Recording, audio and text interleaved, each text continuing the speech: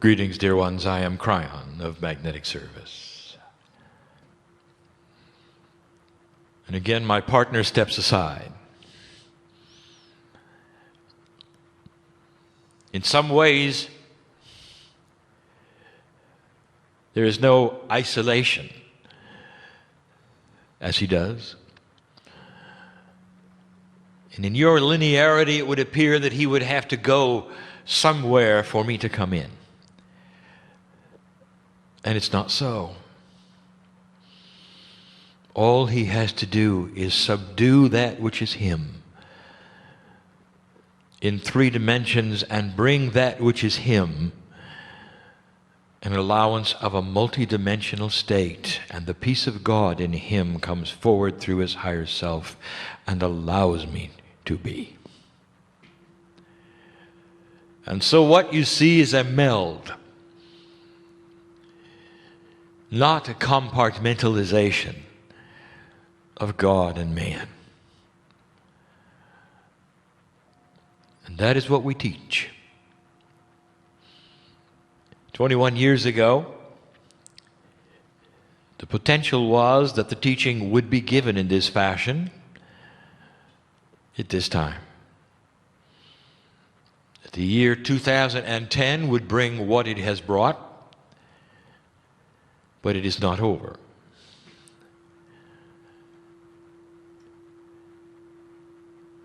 How much have you melded to the energy which is here? When you walk out the door, again, you will be 3D and do 3D things as you climb into your vehicles and go about your lives.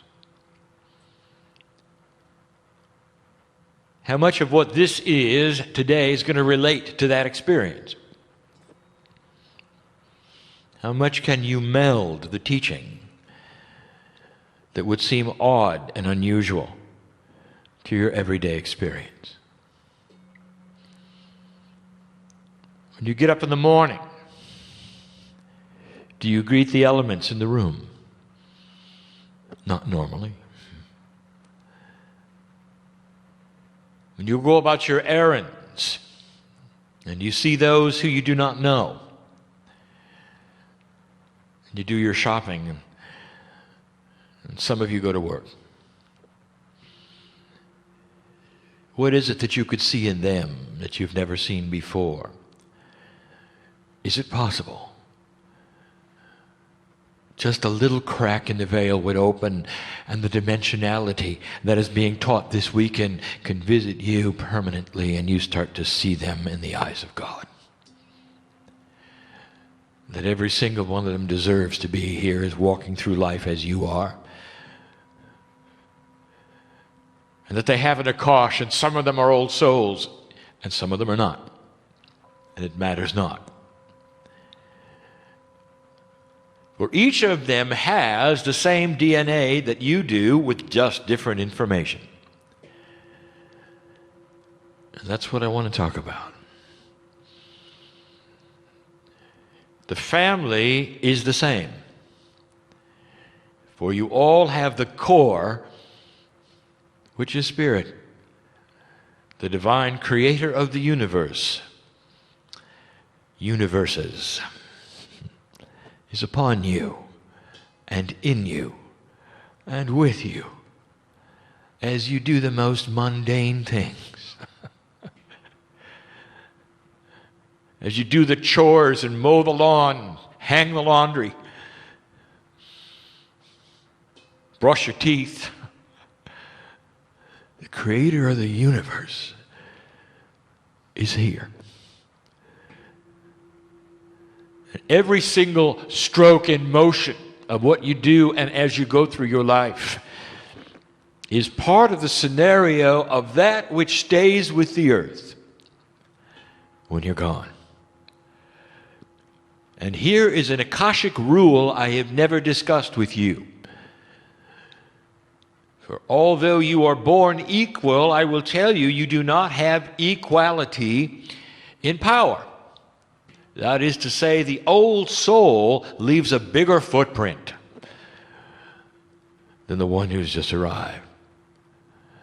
And that is why the old souls who are working this planet carry the attribute that less than 0.5% of humanity has to awaken for permanent earth shift. There is something about a quantum state that physics has discovered and that applies to spirituality, and it is this, that once an energy is placed anywhere, it stays there. And when you leave this planet, all that you have deposited in the work that you have done, in the tears that you have shed, in the epiphanies that you would have, the puzzles you've worked through, the things you've done on your knees in front of God, praising God, thanking God, crying in front of God, are all deposited here, and they stay here. All of them. And there is no judgment, there is no right, there is no wrong. The energy of the old soul manifests that which the planet remembers and uses for the quotient of vibratory rate, which it then judges what to do next. Gaia responds to your every footstep. And it always has. But in this new energy, it is more profound than ever before.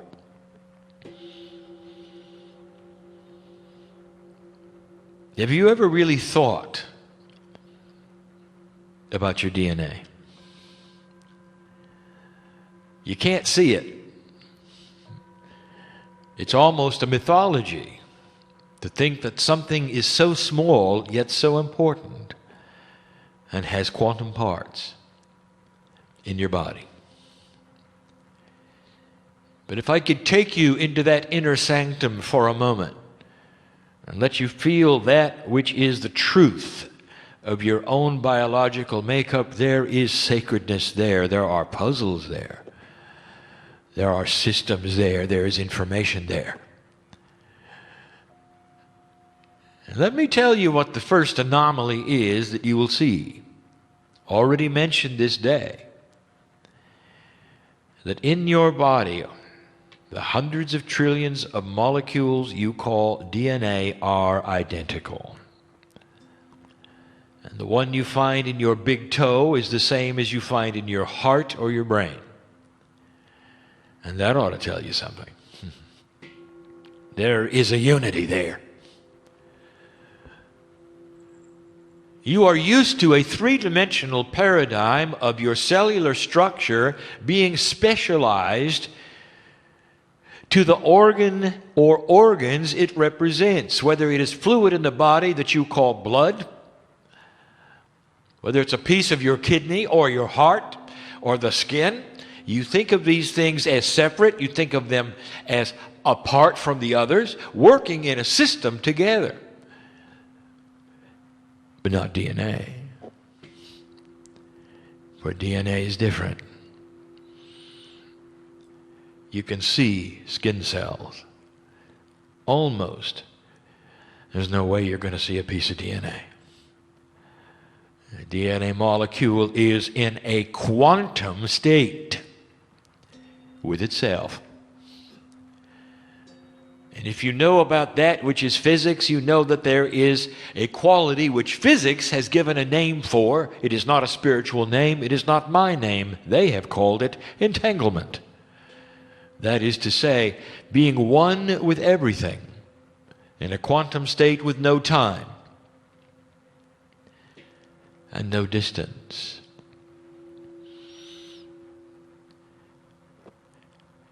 If you are the size of DNA, you're mighty small. Let us say that you were part of a molecule of DNA and you wanted to take a walk from your head to your toe. It might take years. That's how far away it is in your size. And yet, DNA all speaks together as one. It's in an entangled state in your body. It knows all of the other parts, and they speak to one another and create that which is a field that is dynamic, that is to say, always changing, but quantum. There's a field around you. DNA is the system of your consciousness. It is not your brain. Your brain is the electronic engine. It is the synapse of directorship. It is the biology that follows instructions from the overall field of consciousness, which is your DNA. And that has not yet been discovered, and it has not yet been validated, and it flies in the face of medical science, who says that your brain is in charge of everything, and your thoughts and your memories. And indeed, in 3 dimensions, it looks like that. And you can take the brain apart and look at the various lobes and say, this one is stimulated when this happens, this one is stimulated when this happens. And you'd be right. But is the brain stimulating, or is it being stimulated? What if the DNA was the one that's selecting the brain parts to be activated when something happens, cause and effect?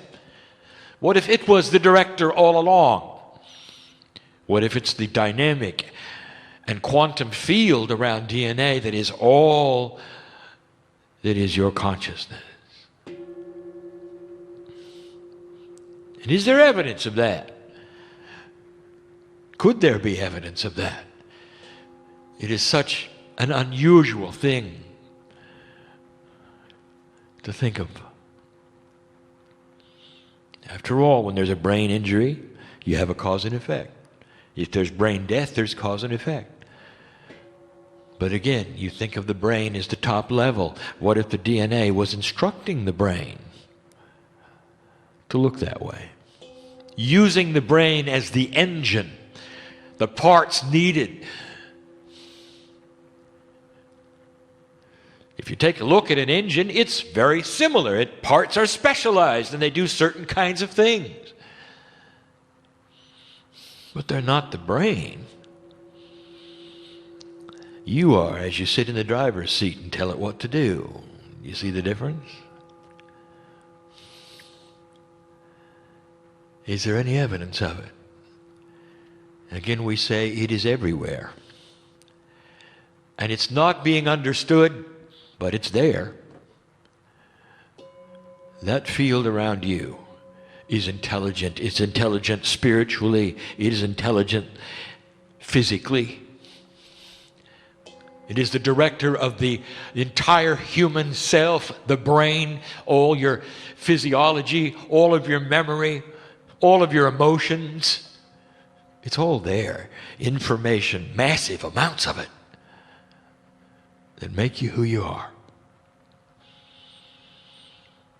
If the human being is in an accident that severs the spinal cord, according to a 3-dimensional model, a paradigm that says that all signals come from the brain and are transmitted through the nerves into that which makes things work, there is a puzzle at hand, because that human being who has their spinal cord severed still functions.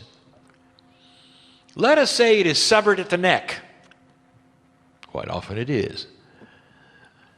Why does the heart keep beating?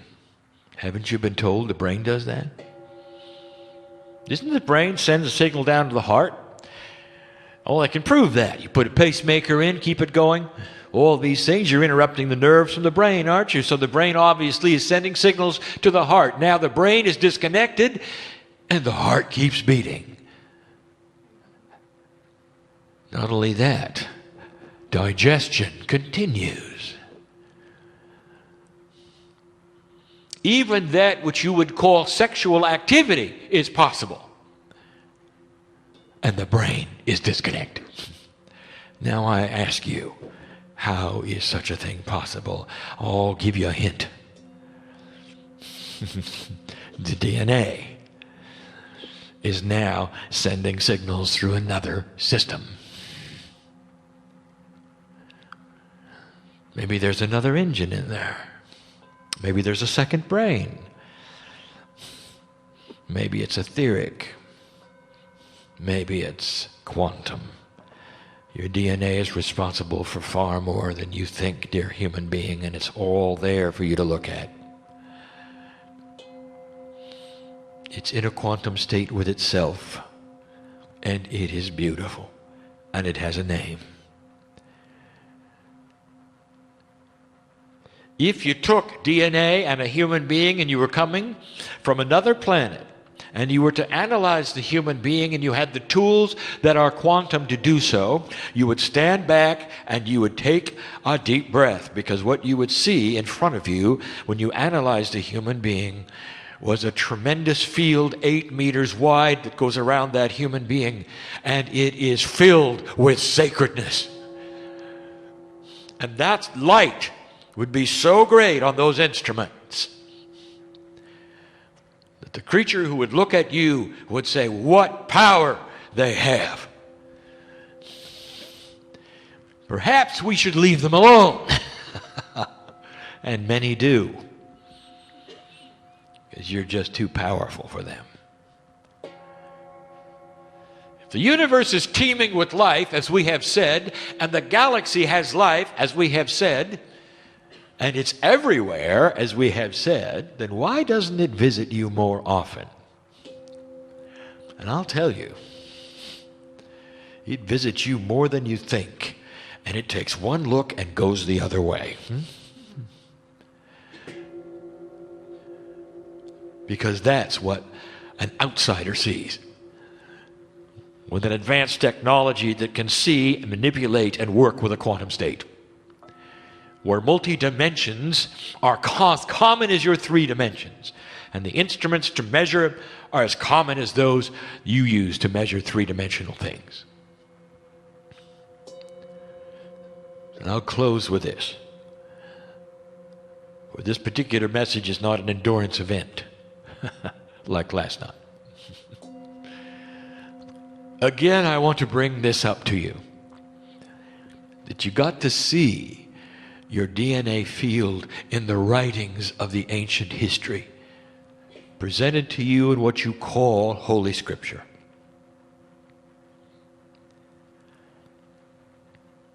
Elijah, I mention yet again, for this group to see it and to know it and to realize it, a wise human being whose time was at an end. He wasn't sick or frail. His time was at an end, and he knew it. And he chose to ascend. Now, in an older energy, ascension is to take that which is the power you have to create it to 100% and leave with it. So you leave like you came, fully activated. In a new energy, ascension has another meaning, and we've given it many times, and that is the human being who moves into the next life without dying. There's a lot of ascension going on. Epiphanies create ascension. How many of you can look back on your life and say, that wasn't me? For upon the awakening that many human beings have to the fact that God is inside, you leave the old self somewhere else. You've just ascended. We have told you this. The difference between the old energy and the new energy is profound. Elijah was in the old energy, very old. And Elisha was the one who was his understudy. He loved him. They loved one another,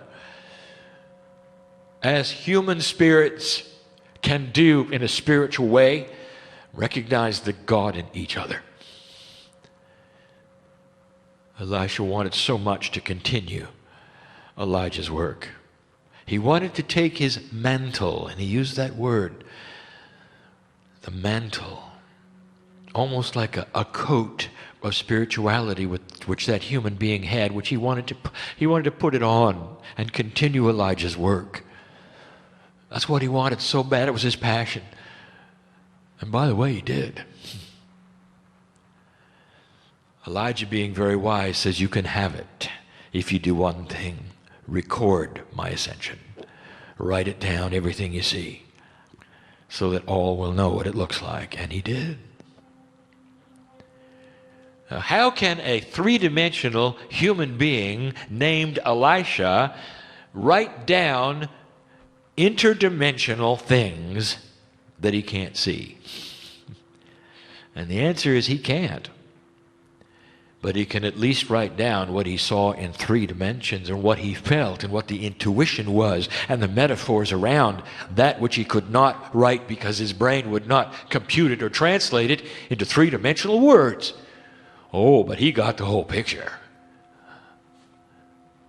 How do you write down how you feel when you're in love?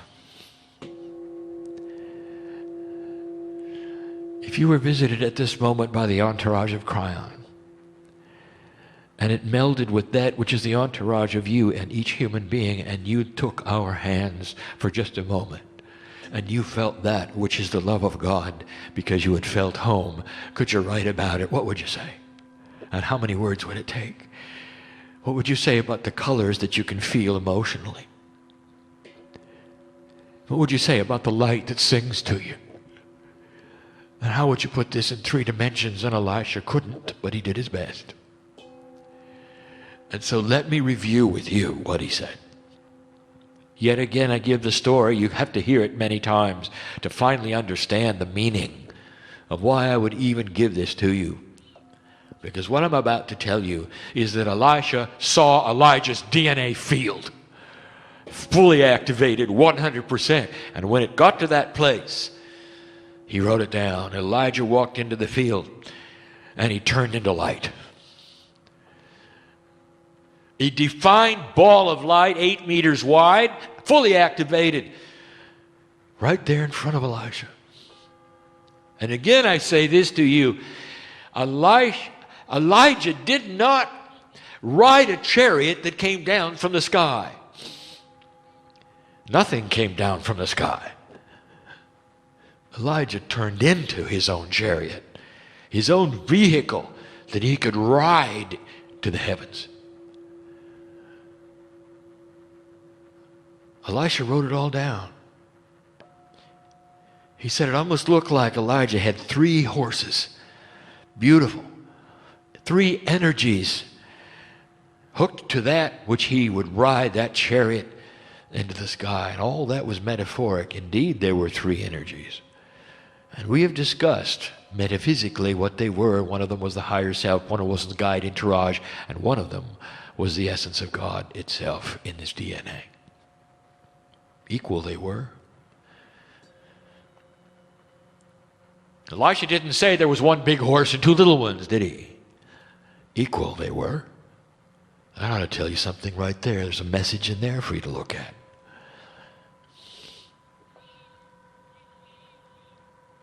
And what did he call it? He gave it a word in Hebrew. Merkabah. Merkabah means to ride. And this is the DNA field that each of you have to this very day.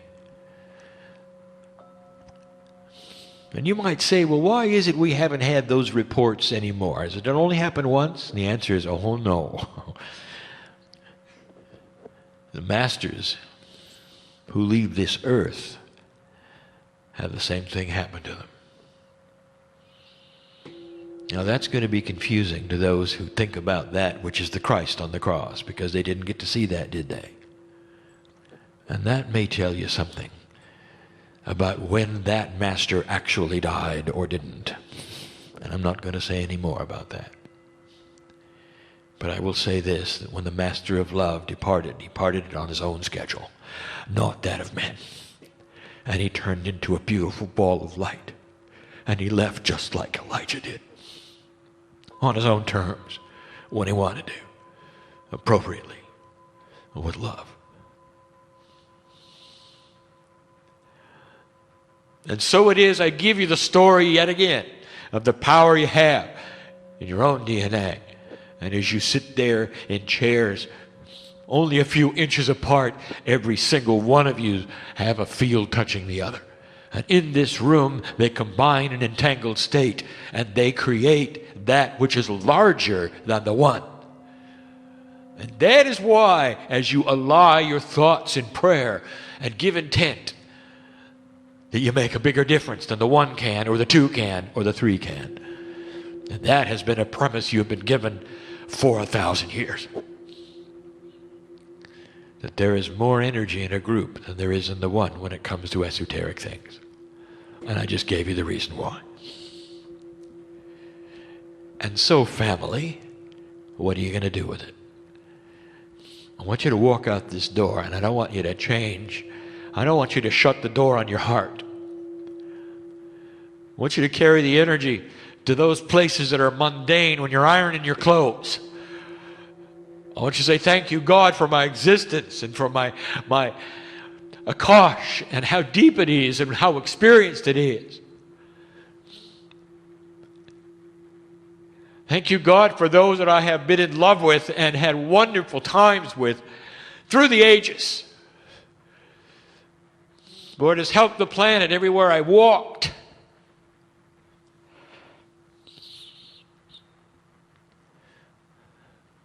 Imagine something you do so profound in joy.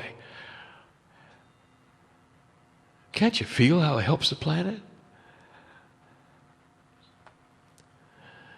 It does. Every time you laugh, it does. And so this is the message of Kryon yet again. The most important thing on earth is you. The elements respond to you. Gaia responds to you. You respond to you. And it's the design, and it's the way it should be, given in love, designed in a way that would combine the human being with the creative energy of the universe. Go from here a little different than you came. And so it is.